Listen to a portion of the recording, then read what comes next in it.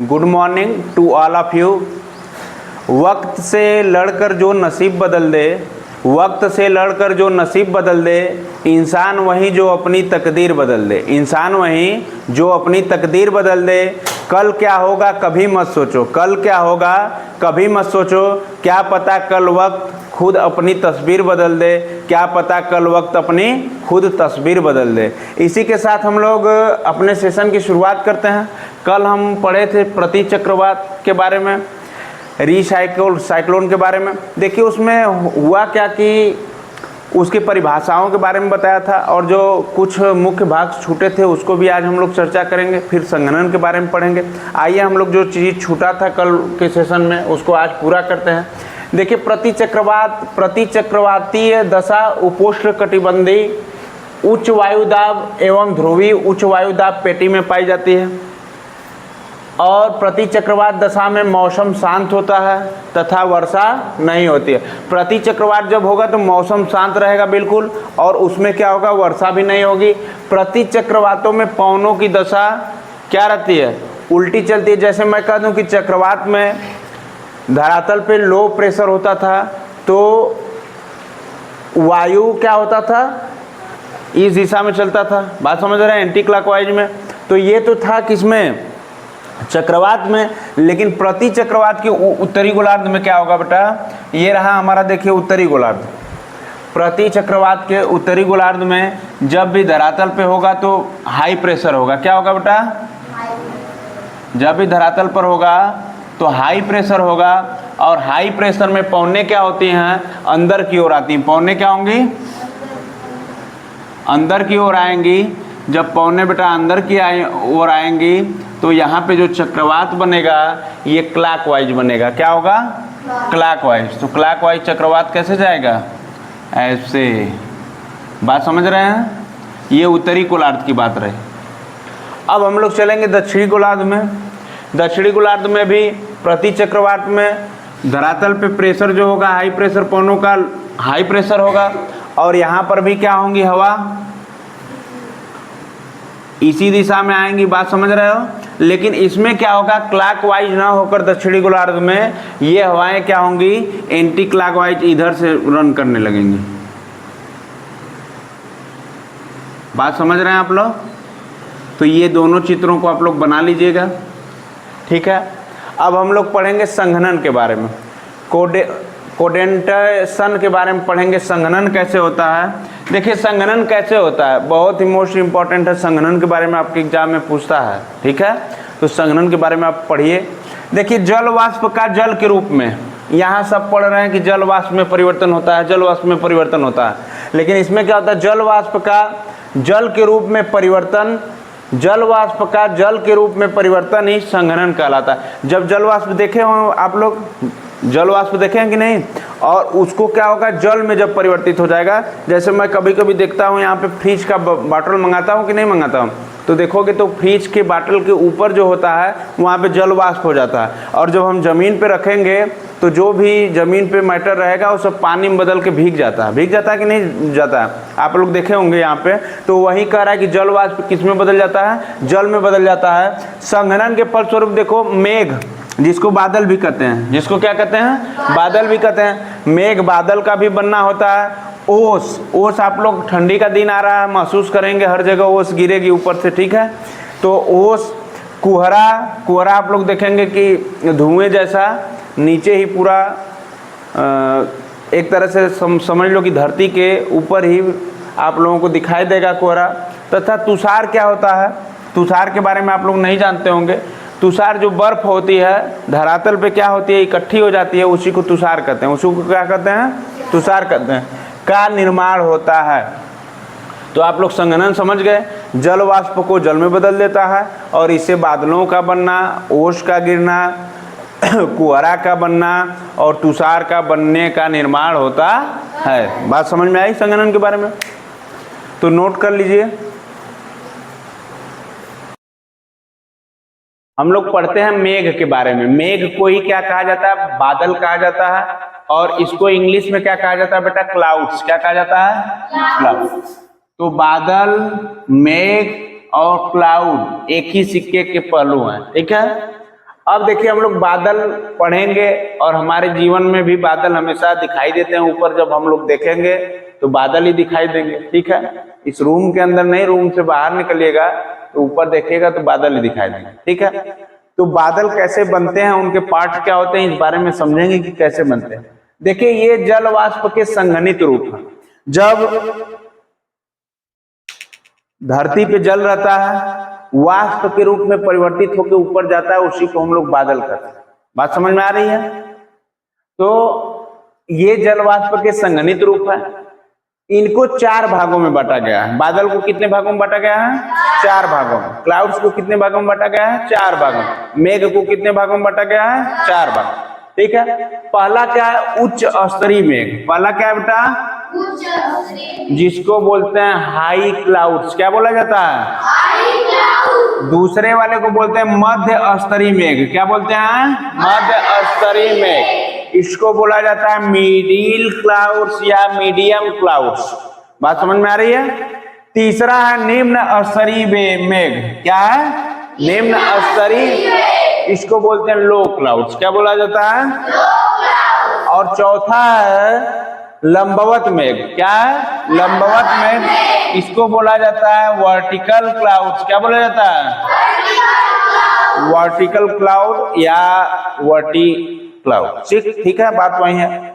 देखिए उच्च स्तरीय मेघ में प्रश्न कैसे बनते हैं, प्रश्न को हम लोग बनाएंगे, उसका उत्तर देंगे। इसको अच्छे से जो समझ लेगा वो फिर लिखने की आवश्यकता ज्यादा नहीं पड़ती है उसको। देखिए क्या होता है, बादल के नाम के पहले पच्छाद, जिस बादल के नाम के आगे पच्छाद लगा रहेगा उसी को बोलते हैं शीरो शीरस। क्या बोलते हैं इंग्लिश में?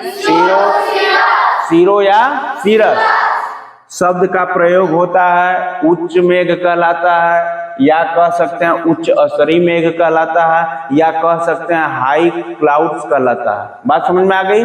जिस बादल के, जिस मेघ के नाम के आगे पच्छाद शब्द लगा रहेगा, समझ जाना कि उच्च स्तरीय मेघ है। जैसे देखो पच्छाद मेघ, परीक्षा में आ गया पच्छाद मेघ तो पूछेगा कि कौन सा बादल है, तो आप बताओगे उच्च स्तरीय बादल।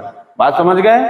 दूसरा देखिए पच्छाद स्तरीय मेघ लगा है कि नहीं? पच्छाद सब में, इसमें देखिए पच्छाद कपासी मेघ, तो जिसमें पच्छाद लगा रहेगा आप लोग समझ जाइएगा कौन सा मेघ है? उच्च स्तरीय मेघ। बात समझ में आई? It is clear? क्लियर, ठीक है। देखिए अब मध्य स्तरीय मेघ क्या होता है, बादल के नाम के आगे आर्ष अथवा मध्य शब्द का प्रयोग होता है। जिस मेघ के या बादल के आगे मध्य शब्द का प्रयोग होगा या आर्ष शब्द का प्रयोग होगा, क्या कहलाएगा बेटा? मध्य स्तरीय मेघ कहलाएगा। कौन सा मेघ कहलाएगा? मध्य स्तरीय। जैसे देखिए मध्य स्तरीय मेघ, मध्य लगा है, यहाँ देखिए मध्य कपासी मेघ, मध्य लगा है। यहाँ देखिए अल्टो स्ट्रेटस क्लाउड्स लगा है, अल्टो, तो समझ जाइएगा कि जिस नाम के आगे अल्टो मध्य लगा रहेगा उसको बोलेंगे मध्य स्तरीय मेघ। क्लियर? आगे देखिए, आगे बढ़ते हैं हम लोग तीसरे वाले में। देखिए निम्न स्तरीय मेघ को बोलते हैं लो क्लाउड्स।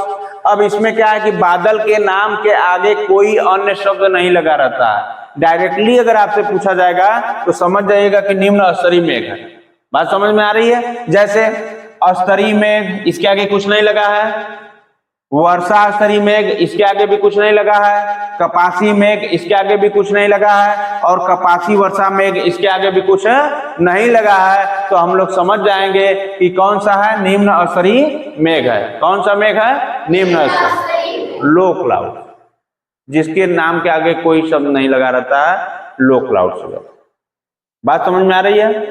अब हम लोग चलेंगे लंबवत मेघ, वर्टिकल क्लाउड्स या वर्टी क्लाउड्स। इसके बारे में समझते हैं। देखिए कपासी प्रकार के मेघ होते हैं। कौन से प्रकार के? कपासी प्रकार के। जैसे देखिए जहां पे देखिए कपासी है कि नहीं है, कपासी मेघ, कपासी वर्षा, कपासी वर्षा मेघ, तो आप समझ जाइएगा कौन सा है मेघ, तो वर्टिकल क्लाउड्स या लंबवत मेघ बोलते हैं। बात समझ में आ गई? चारों मेघों को पहचान लेंगे आप लोग? पहचान लेंगे कि नहीं पहचान लेंगे? क्वेश्चन बनेगा कि मध्य स्तरीय मेघ में कौन सा क्लाउड्स है, तो आप लोग आराम से बता दीजिएगा मध्य स्तरीय क्लाउड। ठीक है, या मिडिल क्लाउड। इसमें पच्छाब लगा रहेगा, हाई हो जाएगा, मध्य लगा रहेगा, अल्टो लगा रहेगा, मिडिल हो जाएगा, कि कोई नहीं लगा रहेगा, लो हो जाएगा, निम्नवत हो जाएगा या निम्न स्तरीय हो जाएगा। कपासी लगा रहेगा तो लंबवत हो जाएगा। बात समझ में आ गई इतना। अब देखिए बारी बारी से जो इसमें इंपॉर्टेंट है उसको हम लोग क्या करते हैं, समझेंगे, लिखवाएंगे भी, उदाहरण के माध्यम से भी समझाएंगे। जैसे देखिए पच्छाब मेघ क्या होता है, ठीक है। तो परीक्षा में जो जो आता है केवल हम उसी को पढ़ाएंगे, जो नहीं आता है उसको नहीं पढ़ाएंगे, लेकिन यह कि बता देंगे, आप लोग जानते रहिएगा, ठीक है। जैसे पच्छाब में क्या होता है, इसकी औसत ऊंचाई बेटा 8000 से 12000 मीटर होती है। कितनी होती है औसत ऊंचाई? 8000 से 12000 मीटर। और देखिए ये सबसे ऊंचे बनने वाले बादल है। पच्छाब में जो हैं सबसे ज्यादा ऊंचाई पर बनेंगे, सबसे ज्यादा ऊंचाई पर बनेंगे, और इनकी ऊंचाई कितनी होती है? 8000 से 12000 मीटर ऊपर होती है, ठीक है। आगे देखिए, इनसे सूर्य चंद्रमा के चारों ओर आभा मंडल, प्रभा मंडल का निर्माण होता है। सूर्य के चारों ओर क्या होता है? आभा मंडल, प्रभा मंडल का निर्माण होता है। ये हिमकणों से युक्त होते हैं, ये हिमकणों से क्या होते हैं? युक्त होते हैं। इनसे वर्षा नहीं होती है, इन बादलों से वर्षा नहीं होती है। ऊपर जो बादल रहते हैं देखे होंगे आप, वो हिमकणों से युक्त होंगे, सूर्य चंद्रमा उसमें विद्यमान होंगे, आभा मंडल प्रभाव मंडलों का निर्माण करेंगे, लेकिन उनसे बारिश नहीं होती है। बारिश तो यहाँ से जलवाष्प बनता है, आगे क्षोभ मंडल के ऊपर जो मंडल है उसी में देखोगे आप लोग बादल बनता है, वहीं से बारिश हो जाती है। लेकिन उसके वाले ऊपर वाले बादल में जो रहता है ये पच्छाब मेघ होता है, उनसे बारिश नहीं होती है। वो सूर्य और चंद्रमा को क्या करते हैं? प्रभा मंडल और आभा मंडल का निर्माण करेंगे। बात समझ में आई? और हिमकण से भी युक्त होते हैं। तो ये रहा हमारा पच्छाब मंडल। कल हम लोग पढ़ेंगे पच्छाब मेघ के बाद कपासी मेघ के बारे में पढ़ेंगे, ठीक है। तो आज के लिए इतना ही रहने देते हैं। Thanks for watching my class, my videos. अगर वीडियोज अच्छी लगती हो तो आप एक लाइक और सब्सक्राइब और ढेर सारा शेयर करके वीडियो को आगे बढ़ाते रहिए, चलाते रहिए। धन्यवाद।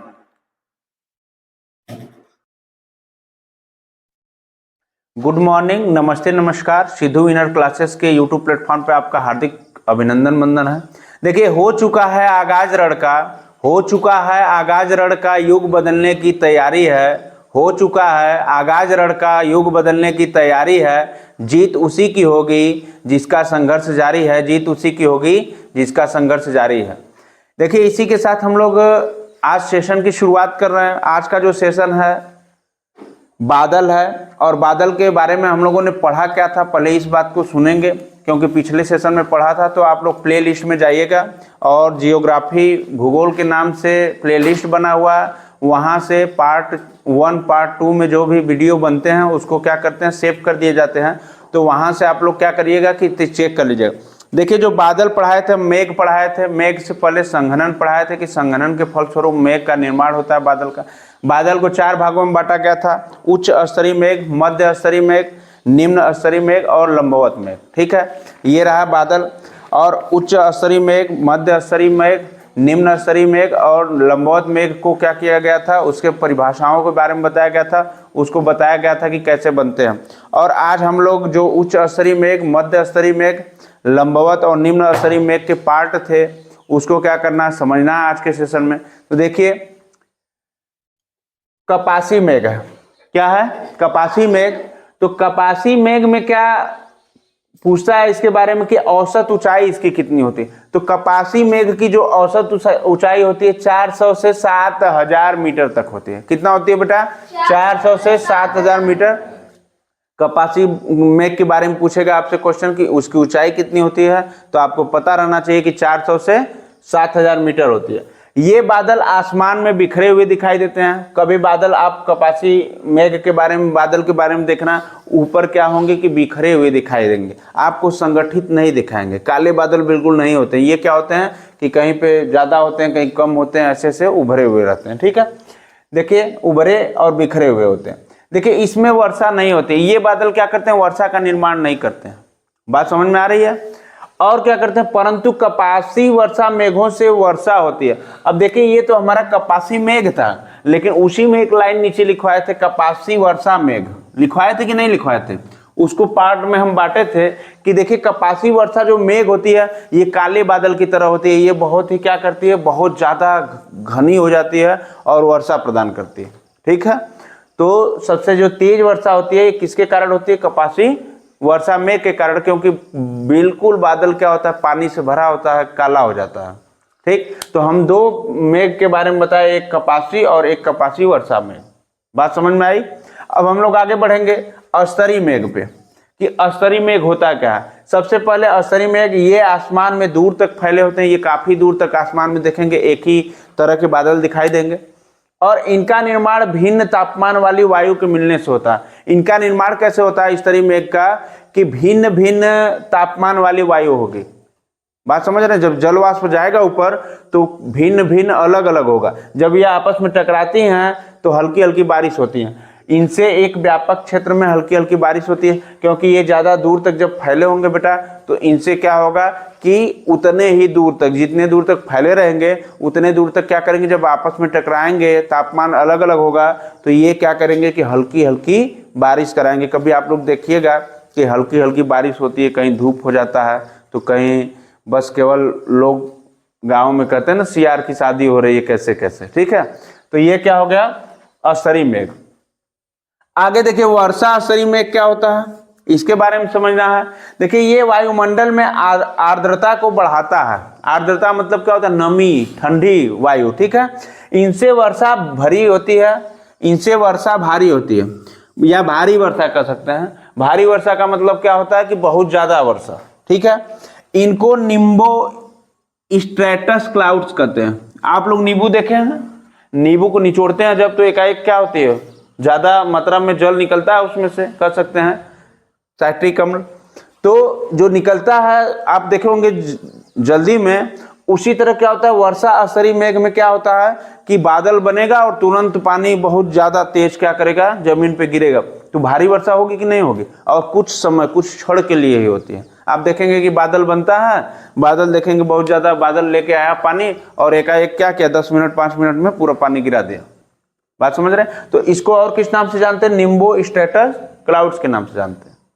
ठीक है, अब हम लोग आगे बढ़ेंगे कि वर्षा मेघ के बारे में पढ़ाई दिए, वर्षा स्तरीय मेघ के भी बारे में बता दिए। देख रहे हैं स्तरीय मेघ, इसमें एक छूट रहा है कपासी वर्षा मेघ, जिसको क्या बोला जाता है, कुमुलो, क्या बोला जाता है, कुमुलो निम्बस क्लाउड्स। क्या बोला जाता है बेटा, कुमुलो निम्बस क्लाउड्स। देखिए इसमें होता है क्या, काले घने मेघ होते हैं। अब वर्षा स्तरीय मेघ से भी ज्यादा खतरनाक होता है क्या, कपासी वर्षा मेघ, क्योंकि देखिए इसमें क्या होता है, काले घने मेघ हो जाते हैं। जो मेघ का अर्थ ही होता है बादल, कोई मेघ और बादल में डिफरेंट नहीं है, बादल को ही हम मेघ कहते हैं। ठीक है, ये कोई पिक्चर नहीं चल रही है करण अर्जुन की कि अलग अलग दो नाम है। ठीक है, ये जो मेघ है वही वर्षा है। आगे देखिए लंबवत विस्तार होता है, इसका क्या होता है, लंबवत विस्तार होता है। निहाई आकृति, निहाय आप लोग देखे हैं, निहाय कौन कौन देखा है, देखिए निहाय, हाँ निहाय जो लोग थोड़ा सा जमीन पे रहते हैं, उड़ते नहीं हैं, तो वो लोग देखे होंगे, बाकी लोग जो उड़ते हैं वो कहाँ से देखेंगे, निहाय। ठीक है, देखिए ऐसे होता है आकृति, थोड़ा सा ऐसे होता है, नीचे से भी। ठीक है, यहां से निहाय जैसी क्या होगी, वर्षा होगी। बात समझ रहे हैं कि नहीं समझ रहे हैं, निहाई आकृति बनती है बादल में, ध्यान से देखेंगे तब ये सब दिखता है, और क्या होती है, उसी से वर्षा होती है। आगे इनसे तड़ी झंझावटों के साथ तेजी से वर्षा होती है। जब तड़ी झंझाहट का मतलब क्या होता है, बादल पीटा जाता है कि नहीं, बादल बजता है, जो गरजते हैं वो बरसते नहीं। ये क्या करता है कि तड़ी झंझावट होती है, बिजली कड़केगी। ठीक है, और क्या होती है, तेजी से वर्षा होती है, बहुत तेज वर्षा होगी। आगे देखिए चक्रवातों में इन बादलों का निर्माण होता है। जब भी चक्रवात आते हैं तो इन बादलों का निर्माण होगा, पूरा एकदम बिजली कड़केगी, बहुत ज्यादा शोर मचाएगी, और उसी हिसाब से तड़ित बारिश भी होगी, जल्दी जल्दी बारिश होती है, तेज बारिश होती है। तो उस समय ये जान लीजिए कि चक्रवात का क्या बनना आता है। दो वर्षा और पढ़ाना है, उसके बाद हम क्या पढ़ाएंगे, वर्षण के बारे में पढ़ाएंगे। ठीक है, मेघ का 2 भाग और बचा है, उसको पढ़ाते हुए हम लोग किसके बारे में पढ़ेंगे बेटा, वर्षण के बारे में। नोट कीजिए,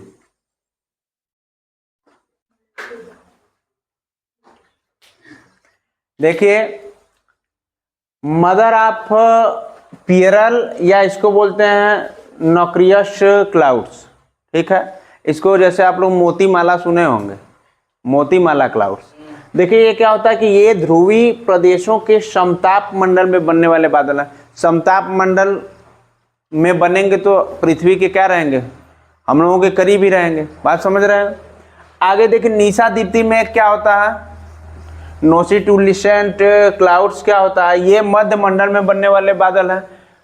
क्या होगा, क्षोभ मंडल के ऊपर क्या होता है, मध्य मंडल जो मेजोस्फीयर होता है बीच वाले भाग को, तो ये मध्य मंडल में बनने वाले बादल हैं और ये सर्वाधिक ऊंचाई पर बनते हैं, ठीक है।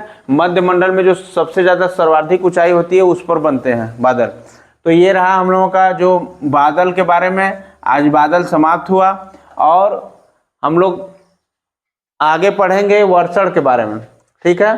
प्रीसिपिटेशन इसको बोलते हैं। वर्षण वेरी वेरी इंपॉर्टेंट। वर्षण क्या है कि वर्षा से आप लोग कैसी वर्षा बनती है, वर्षा को कितने पार्ट में बांटा गया। देखिए वर्षा 3 प्रकार की होती है, ठीक है। संवहनी वर्षा, पर्वतीय वर्षा और चक्रवर्ती वर्षा। हम लोग पहले क्या देखेंगे, संवहनी वर्षा होती क्या है, इसको देखिए हम समझा रहे हैं आप लोगों को कि